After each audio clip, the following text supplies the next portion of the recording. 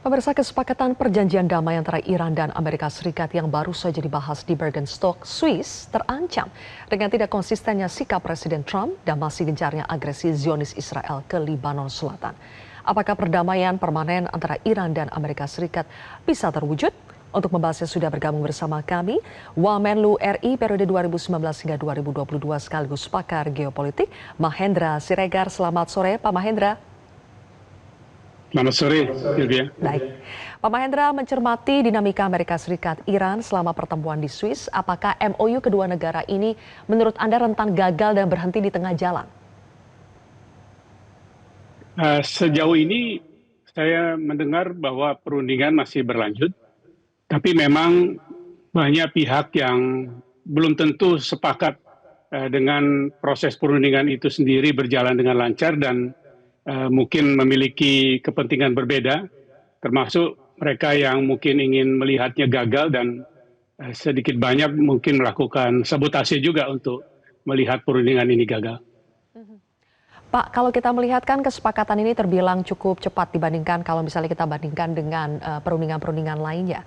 Dengan cepatnya proses ini, apakah itu artinya mudah juga retaknya nanti, mudah juga bahwa perjanjian perundingan fase selanjutnya ini akan mudah untuk terganggu?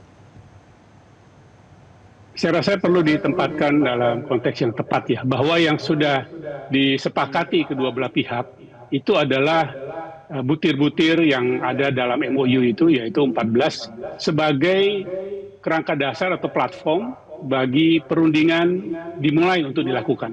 Jadi belum ada kesepakatan sama sekali terhadap 14 butir tadi itu yang justru baru mau dibahas sekarang.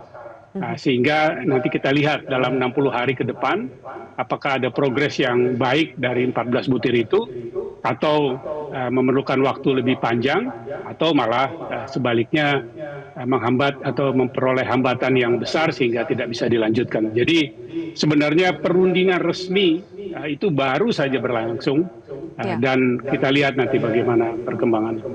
Baik, Pak Mahendra, delegasi Iran tidak ikut foto bersama dengan delegasi Amerika Serikat dan memilih meninggalkan lokasi.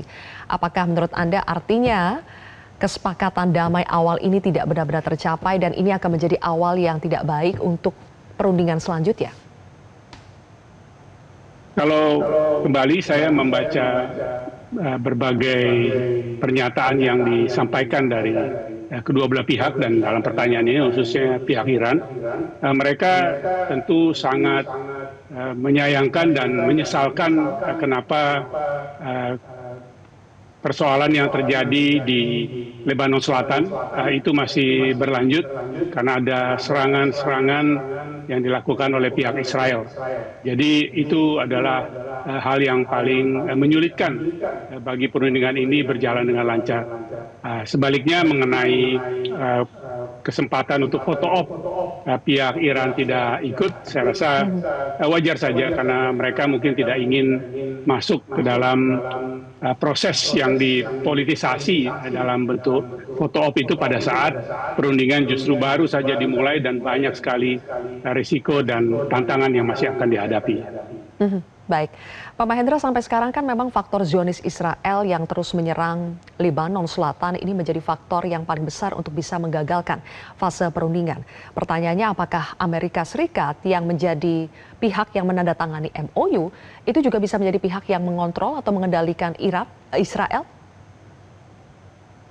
Saya tidak melihat Amerika memiliki opsi lain ya, kecuali menekan Israel untuk tidak melanjutkan serangannya ke Lebanon sehingga perundingan dapat berjalan dengan lancar.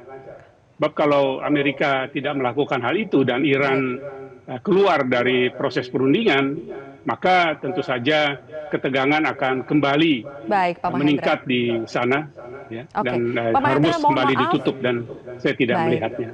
Iya, terima kasih Pak Mahendra atas pandangannya. Mohon maaf karena kami harus masuk ke informasi breaking news dari Istana. Terima kasih Pak Mahendra sudah bergabung bersama kami di Metro hari ini. Jelajahi cara baru mendapatkan informasi. Download Metro TV Extend sekarang.